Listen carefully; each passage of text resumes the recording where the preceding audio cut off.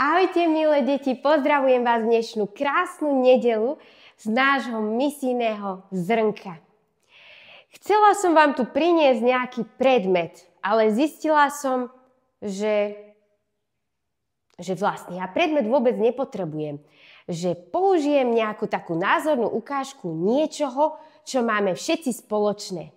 Skúste tipovať, čo máme všetci spoločné, nejakú takú vec môžete si tipnúť.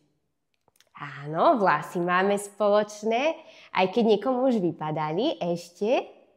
Áno, aj zuby máme spoločné, aj keď niekomu tiež už vypadali. Áno, nos máme spoločný, ešte. Áno, aj ústa, uši. Výborne. Ale ešte jednu časť nášho tela som nepočula. Tak ešte si rýchlo tipnite. Tak, si to zapamätajte. A ja vám teraz prezradím, čo som myslela a vy si môžete, že či ste správne tipovali alebo nie. Takže, je to naša ruka. Kto tipoval správne? Výborne, tak všetkým, ktorí tipovali ruku, tak gratulujem. Tak v dnešnom zamyslení našom zrnku budeme rozprávať o ruke.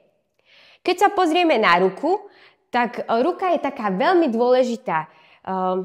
Všetci máme ruku, aj keď niektorí sa narodili bez ruky, alebo niektorí pri nejakej nehode o ruku prišli.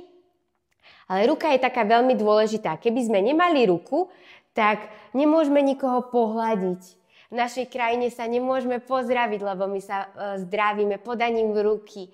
Alebo nemôžeme niekomu otvoriť dvere, keď chceme dať prednosť. Alebo nemôžeme nikomu pomôcť s nákupom. Keby sme nemali ruky, tak nemôžeme robiť dobro. Ale vďaka tomu, že máme ruky, tak môžeme robiť veľa dobra. Taktiež ruky môžeme používať ako takým základným prostriedkom pri modlitbe, to je taký postoj, keď máme zopnuté ruky, tak to vyjadruje našu túžbu srdca, že sa chceme modliť, že sa chceme vrúcne spájať v takom úprimnom rozhovore s nebeským Ockom. No a aj v dnešnom evanjeliu sme počuli o ruke. Pán Ježiš vystrel ruku, dotkol sa malomocného a uzdravil ho. A kto bol ten malomocný? Malomocný to bol taký človek, ktorý ochorel, mal takú chorobu, ktorá bola, že mu odpadávalo mäso z tela a keďže bol tak aj nákazlivo chorý, tak bol vyčlenený zo spoločnosti. To si tak môžete predstaviť, že napríklad v dedine alebo v meste, v ktorom bývate, že by ste ochoreli nejakou infekčnou chorobou a že by vás vylúčili z dediny, z mesta tak niekde do úzadia, aby ste sa s nikým nestretli. No a takýto malomocný, tak on musel nosiť so sebou zvonček a musel zvoniť a kričať: malomocný, malomocný, malomocný. A to kričal kvôli tomu, aby sa nik k nemu nepribližoval, lebo však bol aj nečistý, bol pokladaný za nečistého a mohol niekoho nakaziť. No a tento malomocný človek, ako sa mohol tak cítiť? No istotne bol sám, opustený, nemilovaný, mohol sa pýtať, že prečo Pán Boh dopustil práve to, že on je malomocný. Ľudia ním opovrhovali, že necítil lásku, necítil prijatie, necítil nič. Bol na okraji.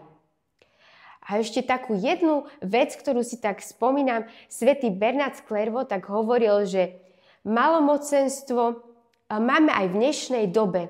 Že to je taká choroba, ktorá sa veľmi rýchlo šíri. Že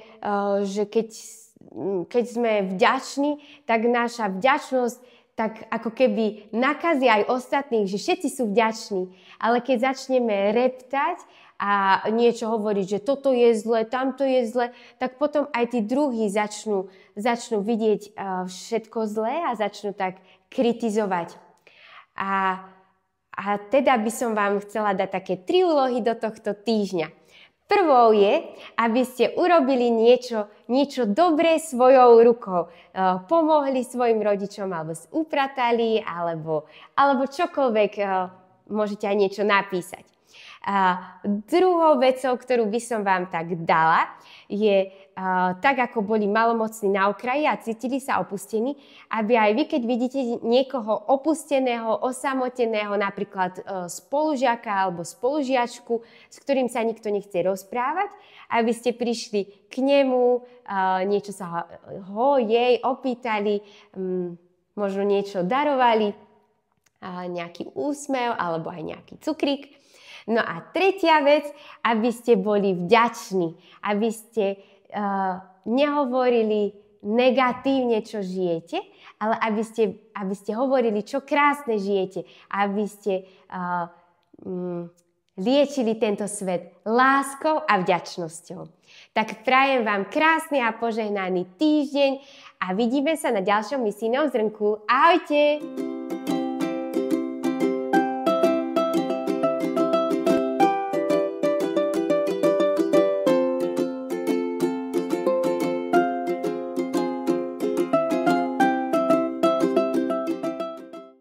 Želáme ti krásnu a požehnanú nedeľu.